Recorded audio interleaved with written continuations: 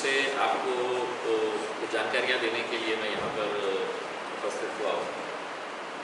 Basically इस जीत के अंदर हम समझते हैं कि कांग्रेस पार्टी का बहुत बड़ा योगदान रहा है कि MIM को जिताने के लिए, क्योंकि हमने पूरे चुनावी प्रचार के दौरान जो देखा कि कांग्रेस पार्टी ने जिस तरह से हमारा वहाँ पे प्रचार किया, अपने स्टेज के ऊपर से कहिएगा या पत्रकार परिषद लेकर लोगों को ये समझाने की कोशिश की थी कि MIM को वोट नहीं देना है करके, तो हम तो सबसे पहले उनका धन्यवाद देते हैं कि महफिल उनकी सस्ती थी लेकिन नाम हमारा होता था वहाँ पे।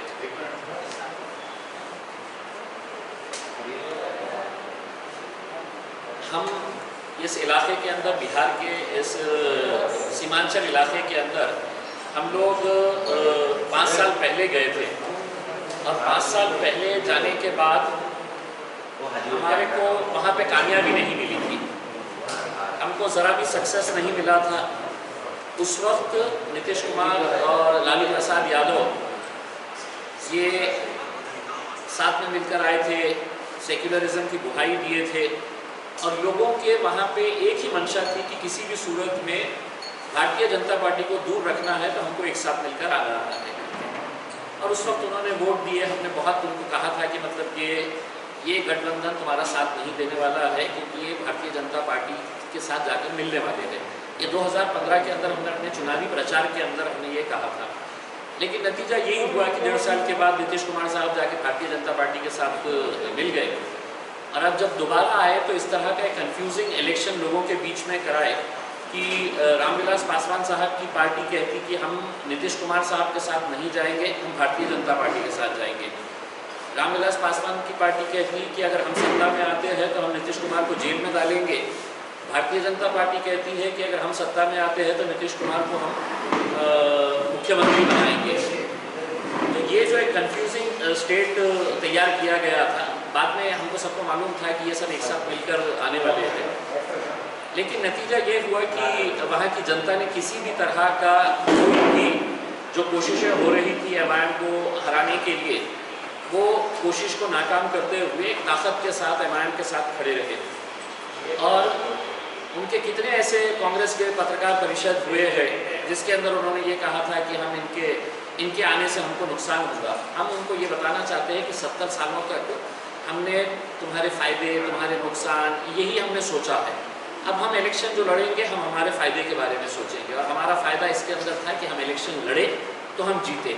और ये कहना कि MIM की वजह से सत्ता नहीं आई है करके, तो ये किस बात का घमंड और गुरूर है कांग्रेस पार्टी को कि जो इतनी बड़ी सबसे पुरानी पार्टी होने के बावजूद, सबसे बड़ी पार्टी होने के बावजूद वो किस मुकाम के ऊपर आ गई। तो मेरे ख्याल आखिरी 19 सीटें उनको मिली है, एक राष्ट्रीय पार्टी और सबसे पुरानी पार्टी।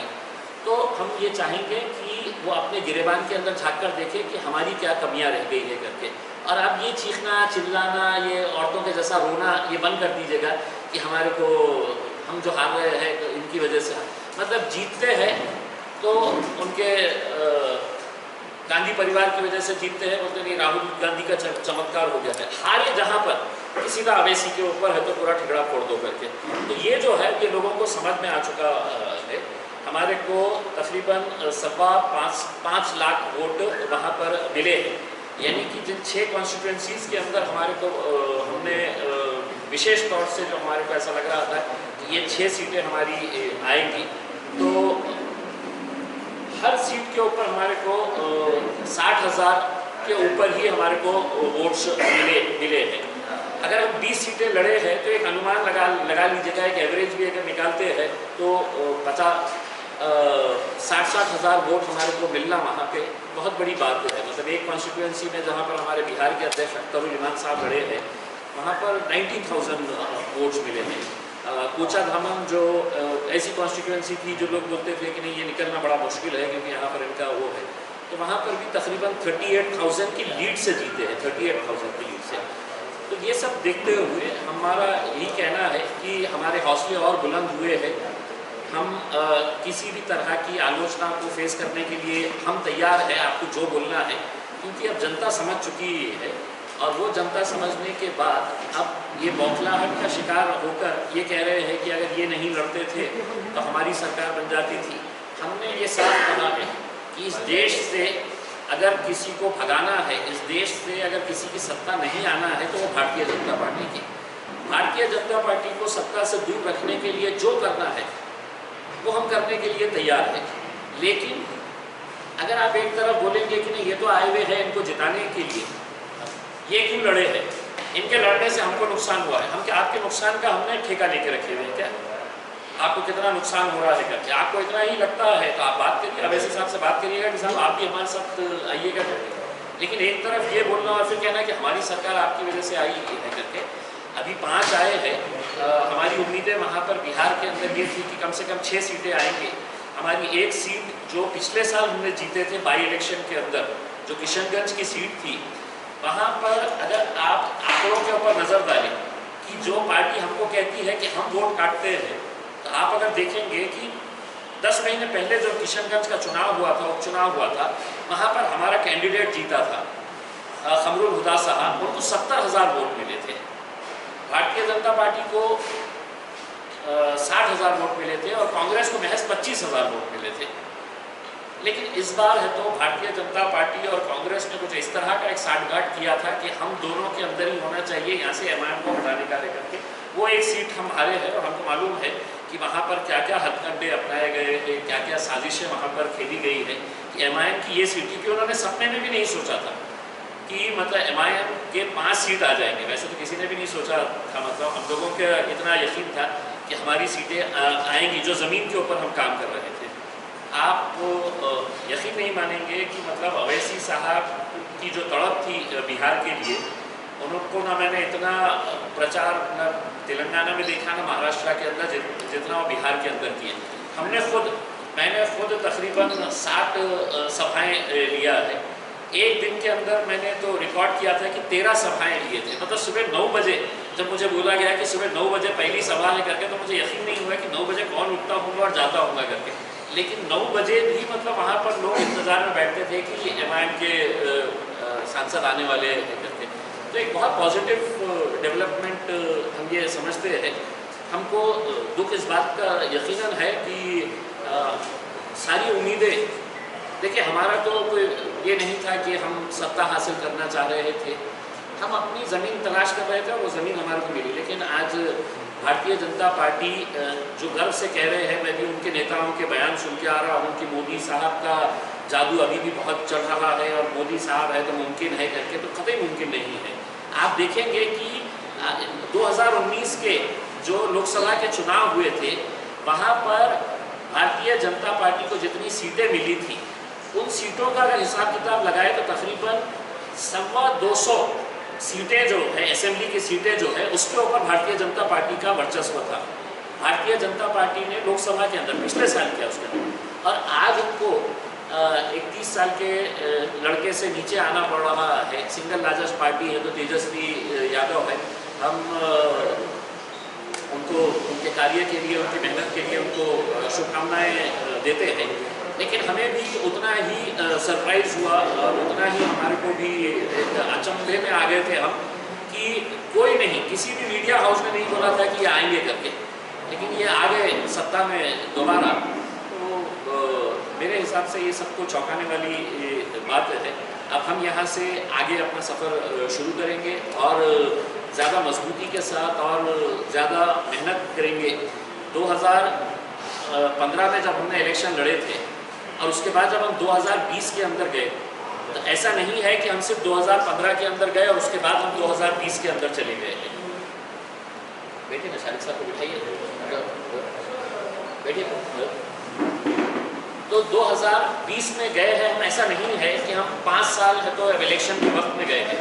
हमारी जीतने की मुख्य वजह क्या है, अगर आप समझने की कोशिश करेंगे कि 2015 में हम गए, तो 2015 में हम जाने के बाद हमारे को एक भी सीट के ऊपर कामयाबी नहीं मिली। कितने सीटें हम लड़े थे? 6 सीटें, यानी कि 250 में से तकरीबन 6 सीटें अगर लड़े तो आपको मालूम होगा कि कितना बहु बनाया गया था कि आप 6 सीटों के ऊपर आए हैं, अब ये वोट काटने के लिए आए हैं, ये इनकी टीम है उनकी टीम है करके। हमने किसी भी तरह की आलोचना को हमने बर्दाश्त करते हुए 5 साल हम लगातार सीमांचल की जनता के साथ संपर्क बनाए हुए थे। संपर्क का मतलब ये है कि वहाँ पर बाढ़ की परिस्थिति इतनी ख़राब, इतनी भयानक होती है। वो बाढ़ की परिस्थिति के टाइम के ऊपर असद साहब हैदराबाद से वहाँ पर मदद भेजे। वहाँ पर अकबरुद्दीन अवैसी साहब ने हैदराबाद के अपने डॉक्टर्स की टीम फुल दवाइयों के साथ वहाँ पर भेजे। फिर ये कोरोना का पीरियड आया और हमारी पूरी टीम वहाँ पर लगी थी। तो लोगों को ये एहसास हुआ वहाँ पर कि हमने 2015 में ये आए थे, हमने तो इनका साथ नहीं दिए। इसके बावजूद भी ये लोग हमारे साथ, हमारे सुख दुख के अंदर खड़े हैं, हमारे दुख के अंदर पूरा खड़े हैं। तो हमारे को ये 2020 के अंदर ये हमारे को नतीजे मिले हैं। पहले तो मुबारकबाद इम्तियाज जलील का पैगाम कामयाब हो। नहीं, इम्तियाज जलील का कोई पैटर्न नहीं है साहब। मैं एक मजलिस का एक छोटा सा कार्यकर्ता हूँ।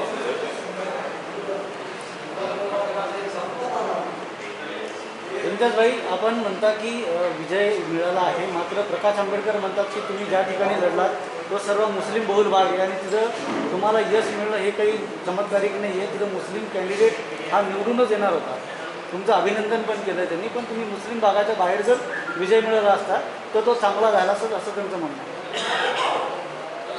मला फक्त त्यांना हे सांगायचं आहे की एकदा ते कॉन्स्टिट्युएन्सीमध्ये येऊन बघितलं तर कोचागामांसारखी कॉन्स्टिट्युएन्सीमध्ये अनेक नॉन मुस्लिम्स लोक राहते. आपल्याला आश्चर्य वाटेल, यूट्यूबवर जाऊन बघितलं असेल तर अनेक हिंदू लोक, मी फक्त एका समाजाचा बोलतो नाही, हिंदू लोक जो टीका लावून आमच्या कॅन्डिडेटच्या स्टेजवर येऊन भाषण करत होते की आम्हाला हे कॅन्डिडेटला जिंकून आणायचे आहे. का? की त्यांनी इम्तियाज जलीलला बघून मत दिले असं नाही आहे. ते आमचे कॅन्डिडेट्स इतकं चांगलं सिलेक्शन आम्ही केलं होतं त्यांचं, की त्यांचं सामाजिक कार्य इतकं मोठं होतं आणि इतकं चांगलं काम होतं त्यांचं की त्यांच्यामुळेही आम्हाला खूप फायदा झाला. असं नाही आहे आम्ही कोणालाही उभे केलं आणि लोकांना कन्व्हिन्स केलं की बाबा यांना वोट द्या. लोक ते कॅन्डिडेट्सलाही ते पसंत करत होते की नाही खूप चांगला माणूस आहे. तर असं सांगणं की फक्त मुस्लिम बहुल एरियामध्ये, मला वाटतं की हे चुकीचं आहे. अनेक असे कॉन्स्टिट्युएन्सीज आहे. किशनगंज एरियामध्ये जेव्हा आम्ही निवडून आलो होतो 70,000 मतं मिळाले होते. ते अनेक हिंदू बांधवांनी आम्हाला मतं दिले होते. हे खरी गोष्ट आहे की सीमांचल जे आहे ते मुस्लिम पॉप्युलेटेड आहे. पण असं नाही आहे की मुस्लिम पॉप्युलेटेड म्हणजे मुस्लिम पॉप्युलेटेड. म्हणजे हेच अर्थ असेल तर इम्तियाज जलील जे जिंकून आला औरंगाबादमध्ये ते क्या फक्त मुस्लिम बहुल एरिया होता म्हणून ते निवडून आला? अनेक लोकांनी मतं दिले ना मला. का दिले? आणि आपल्याला माहीत नाही आहे का की पूर्ण दलित समाज आपल्या आशीर्वादाने माझ्यासोबत होतं. अनेक हिंदू बांधवांनी, अनेक हिंदू यंगस्टर्सनी मला मतं दिले. पण हे सांगणं, सी अल्टीमेटली क्या है, जीत जीत होती है, हार हार होती है. अब हम जीत गए हैं, अब जिसका आकलन जिसको जैसा समझना है समझने के लिए. धांधली खुले तो बहुत सारे आरोप लगे, वोटिंग मशीन में धांधली हुई है या वहाँ पर बहुत सारी गड़बड़ी जिससे 10-15 सीट का इधर उधर है. आप वहाँ थे, आपको कैसे? उसमें मनोज झा जी ने बोले कि 19 सीट ऐसे हैं जहाँ पे रिजल्ट रोका गया और रिकाउंटिंग हुई, तो वहाँ पे कुछ गड़बड़ लगती है क्या? देखिए, मेरे हिसाब से हो सकता है 1-2 सीट्स के ताल्लुक से तो हमको भी ये जानकारी मिली थी कि मतलब ऑलरेडी वहाँ पर रिज़ल्ट तकरीबन जब कैंडिडेट्स को पता चल जाता है कि एक जीतने वाला है तो सिर्फ जीतने वाला बैठता है वहाँ पे, और हारने वाले जितने भी हैं उनको पता चल जाता है कि अब अपना नंबर लगने वाला नहीं है तो वो खिसक जाते हैं, निकल जाते हैं. तो ऐसा हुआ है 2-3 कॉन्स्टिट्यूंसीज़ के अंदर कि हारने वाले जो भारतीय जनता पार्टी के कैंडिडेट्स थे वो वापस चले गए. फिर वापस है तो कई टाइम के बाद वो आए और फिर वहाँ पे आके हंगामा शुरू करे कि नहीं हमारे को तो फिर ये करवाना है वो करवाना है करके. तो मुमकिन है कि कुछ ना कुछ देखिए, भारतीय जनता पार्टी अब इसके अंदर तो PhD हासिल कर चुकी है कि सत्ता में आने के लिए क्या क्या हथकंडे अपनाए जा सकते हैं, वो सारे हथकंडे वो अपनाते हैं.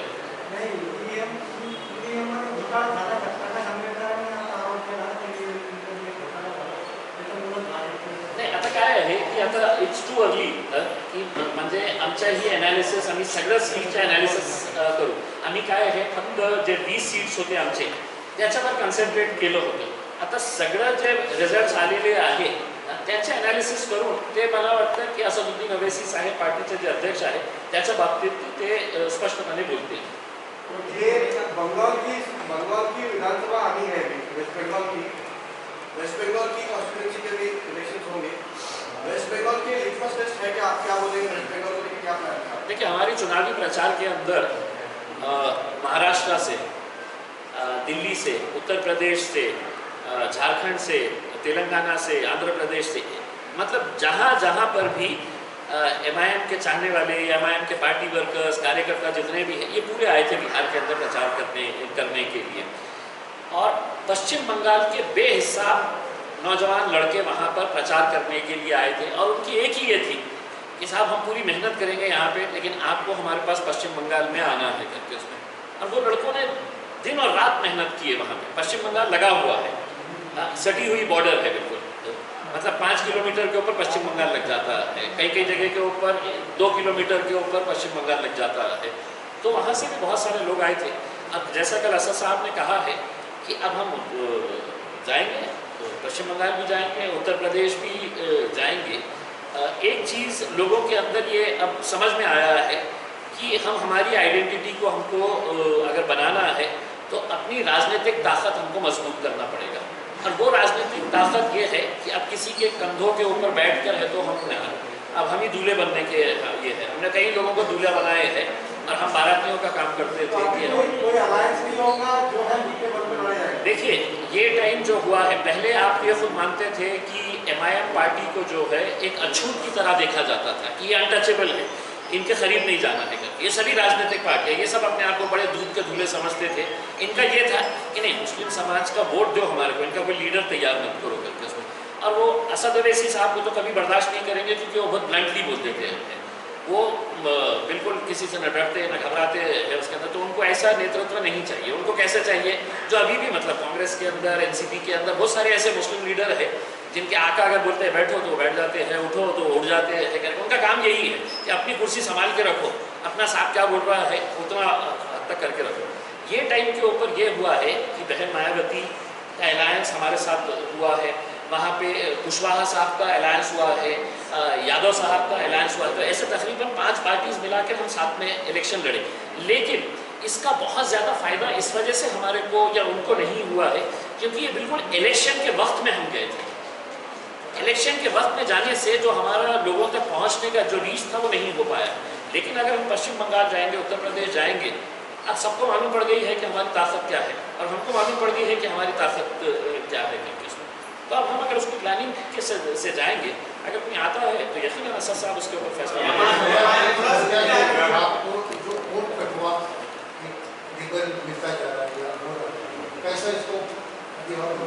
देखिए, मतलब 2015 के अंदर इसका बहुत बड़ा ये था कि जिस तरह से कांग्रेस ने हमारे खिलाफ वहाँ पर जमकर प्रचार किया था, ये 6 सीट लड़ने के लिए आए हैं, ये वोट काटने के लिए आए हैं।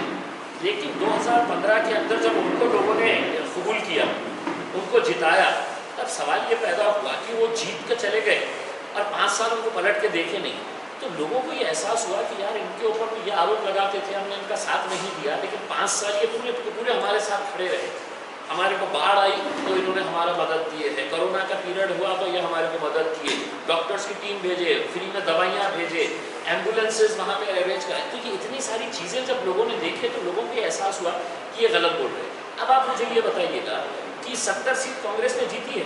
आज सबसे ज़्यादा जो ढिंडोरा पीट रही है कांग्रेस कि इनकी वजह से हुआ है। 70 सीट के अंदर आप 19 अगर जीत कर लेकर आ रहे हैं तो आपके ऊपर लानत है। हम तो ये समझ रहे हैं कि ये तो तेजस्वी यादव का बहुत बड़ा पना था कि उसने है तो इसको 70 सीट दिया था, उसको मालूम भी होते हुए कि इनकी लायक ही नहीं है 70 सीट की, इनकी औकात ही नहीं है 70 सीट लड़के है तो जिताने की। इनको है तो मुश्किल से अगर उन्हें 25 सीट देता और बोला होता कि भैया तुम हारो जीतो, बाकी के सीट्स अगर ये खुद लड़ता तो शायद मेरे हिसाब से वो सिंगल हैंडेडली भी निकाल सकता था उसने। कांग्रेस के साथ अब कांग्रेस का ये हो गया है, जहाँ जा रहे हैं वहाँ पे उनको, अब हमारे को अगर वोट कटवा बोल रहे हैं तो हम ठीक है 20 सीटों के बारे में हम बात कर लेते हैं, बाकी सीटों पर MIM थी क्या? नहीं थी। कल के दिन बाई इलेक्शन हुआ, 28 सीटें मध्य प्रदेश के अंदर, उसमें से कितने सीटें बीजेपी जीती? पूरे के पूरे तुम्हारे कांग्रेस वाले थे। विधायक जो कांग्रेस के थे वो पूरे के पूरे भारतीय जनता पार्टी में चले गए, वो सब ठीक। बाई इलेक्शन होता है उसके अंदर भारतीय जनता पार्टी जीतती है, MIM तो लड़ी नहीं वहाँ पे।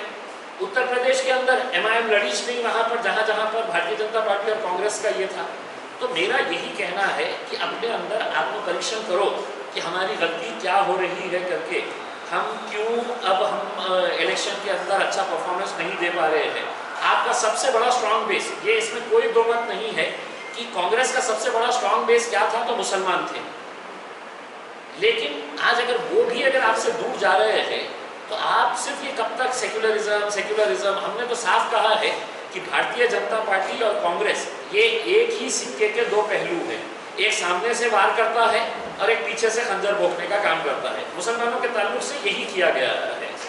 अब ये है कि अब आपको क्या चिल्लाना है चिल्लाइएगा, वो वोट कटवा बोलना है बोलिएगा, उसमें आप आंकड़े देखिएगा। हम आंकड़ों के हिसाब से आपको बताएंगे कि अगर वहाँ पर कांग्रेस नहीं रहती तो हमारी और कितनी सीटें आई होती। अब एक उदाहरण के तौर के ऊपर जैसे किशनगंज का दिया, हमको 70,000 मिले हैं, उनको 25,000 मिले हैं एक साल पहले, और अब वो बोलते कि नहीं आपने किशनगंज लड़ना नहीं, आप आए हैं तो वोट कट जाते हैं। नहीं सर, आप मत लड़िए, आप लड़ रहे हैं बोल के हमारे को यहाँ पर नहीं। 20 सीट का एनालिसिस किया जाए तो बीजेपी को कितनी गई, आरजेडी को और जेडीयू को कितनी गई, उसमें से 6 आपको 5 मिली, 5 मिली है। मेरे हिसाब से उसमें से जो बीजेपी और जेडीयू को जो गई है 3 या 4 सीट गई है, बाकी के उसके ऊपर आरजेडी और कांग्रेस की। कुशवाहा को मायावती उन्होंने जो आपके प्लस थे, एमआईएम प्लस जो थे अलायंस के, वो कितने सीट आई?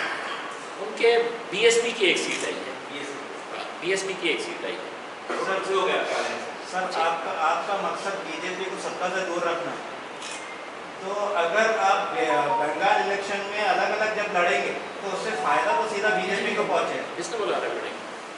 आपने बोला है अलायंस नहीं करेंगे, कहाँ बोला? अभी तो बोला है।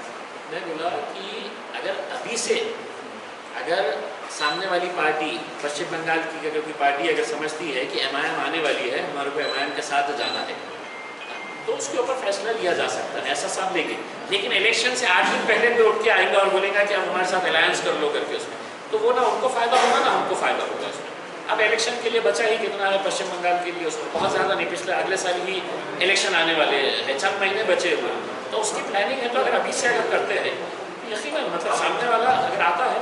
अगर आपकी किंग मेकर की पोजीशन हुई होती तो समझ लेंगे अगर आपकी किंग मेकर को आप किधर गए। देखिए, एक स्पष्ट ये सवाल जो है कल असद साहब से भी बार बार है तो ये पूछा जा रहा था कि अगर आप किंग मेकर की भूमिका में अगर आते हैं तो आप किसका साथ देंगे।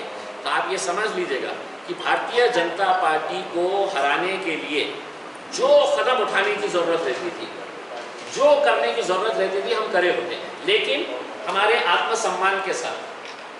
अब हम गिर के हमारा झोली लेके आपके पास नहीं, अब आपको अगर हमारी मदद चाहिए तो आपको उतने ही सम्मान के साथ आपके पार्टी के अध्यक्ष ने मेरे पार्टी के अध्यक्ष से बात करना। ये अगर समझेंगे कि नहीं असद साहब आके आपकी चौखट के ऊपर बैठेंगे तो नहीं। ओवैसीज का एक वो है कि इंदिरा गांधी भी है तो दारुसलाम के ऊपर आई थी जब ज़रूरत पड़ी थी, तो अगर उनको ज़रूरत रही तो उन्होंने बात करना। एक सवाल आपसे ये है कि पिछले 5 साल पहले आपने वहाँ पर कदम रखा, तो 5 साल से आपकी स्टडी चालू थी, आपने 225 सीट क्यों लड़ा, आपने 20 सीट क्यों लड़ा?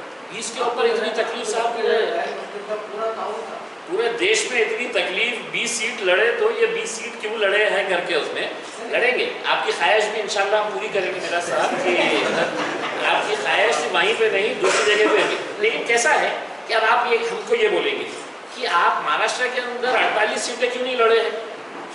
48 सीटें एमआईएम तो महाराष्ट्र के अंदर इतनी ताकतवर हो गई थी, आप क्यों नहीं लड़े हैं करके। कांग्रेस ने 25 लड़ी थी, कितने जीती? एक जीती ना पूरे महाराष्ट्र के अंदर। कांग्रेस ने लोकसभा की सिर्फ 1 ही सीट जीती, एमआईएम ने कितनी लड़ी थी? 1 जीती, कितनी? 1। तो अब आप ये बताइएगा, जहाँ पर से जीतना अगर हमारा मकसद है तो हम हमारे उसके ऊपर फोकस करेंगे ना। और हमारे पास क्या है कि हमारे पास स्टार्स जो है वो बहुत ज़्यादा नहीं है, हमारे पास एक ही स्टार है, बैरिस्टर असदुद्दीन अवैसी। अब 250 सीट के अंदर हम खड़े करवा डाले और हर कोई बोलेगा कि मुझे असद साहब की 4 सभाएं चाहिए, तो मुमकिन है क्या?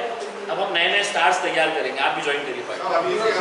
आप बता रहे हैं कांग्रेस वजह से हमारे को जीत हासिल हुई और अम्बेडकर के सामने बोले कि अब कांग्रेस के पास में ऐसा कोई इरादा नहीं रहा तो अब उनको सिर्फ एक घटक पक्ष रखा जाए और कोई तीसरी आघाड़ी और तीसरा कोई नेतृत्व सामने आए, तो उन्होंने कहा उसका रास्ते क्या? नहीं बिल्कुल, मेरे हिसाब से तो देखिए क्या हो रहा है कि एक एक गेम हुआ करता है जिसके ऊपर जैसा कुर्सी एक रहती है, 2-3 कुर्सियां लगाते हैं, म्यूजिकल चेयर बोलते हैं, उसके अतराफ में ऐसा घूमना।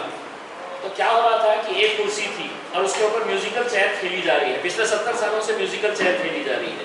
ऐसा बटन दबाए तो एक बार जाके भाजपा बैठ जाती है, बटन दबाए तो दूसरा, तीसरे खिलाड़ी को आने का मौका ही नहीं देते थे। ये समझते थे कि इस मुल्क के ऊपर राज करने का अधिकार सिर्फ कांग्रेस को है और बीजेपी को है। अब क्या हो रहा है कि रीजनल पार्टीज जिस तरह से डेवलप हो रहे हैं, उनको ये समझ में आ गया है कि आज आप सोचिएगा कितना बड़ा अचीवमेंट है। ठीक है, हमारे अपोजिशन के अंदर थे, हमारे विरोध के अंदर इलेक्शन लड़े हैं, लेकिन एक 30 साल का एक लड़का अगर आके इस तरह का चैलेंज मोदी साहब को उनके इतने बड़े गढ़ के अंदर, उनकी पार्टी 15 साल से वहाँ पर हुकूमत में है, और एक चैलेंज अगर वो दे सकता है, रीजनल पार्टी के हद तक ही है, आरजेडी नेशनल लेवल के ऊपर तो कहीं है नहीं उसका, तो वो इतना है। तो ये मेरे हिसाब से एक बहुत अच्छा लेसन हो सकता है कि दूसरे राज्यों में भी अगर इस तरह के अलायंसेस अगर बनते हैं, स्ट्रॉन्ग अलायंसेस, यकीनन बीजेपी को पछाड़ा जा सकता है। सिर्फ कांग्रेस को वहाँ पर एक पक्ष रखा है और किसी और को नेतृत्व हो सकता है, बिल्कुल हो सकता है भाई। 19 पार्टी वाली हमारे को तो ये है कि 5 साल के बाद है तो आप कितने सीटें लड़े, 70 लड़के हैं तो 19 सीटें आप लेकर आए, हम 20 सीटें लेकर आके तो हम 5 लिए, तो हमारा स्ट्राइक रेट जो है वो से बहुत अच्छा है।